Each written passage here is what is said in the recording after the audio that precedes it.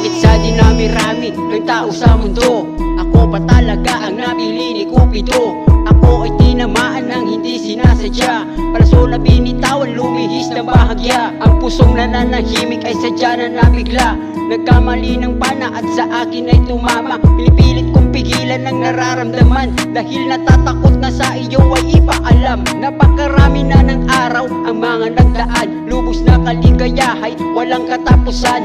Pagkat ang kasiyahan ay walang hangganan, dahil sa puso't isip ay ikaw palagi ang laman. Bawat araw at oras na ikaw ang laging kasama, ang pagtipok ng puso'y aking nadarama. At pagdating ng gabi, sa langit nakatingala, sa ganda ng bituin ika'y laging naaalala.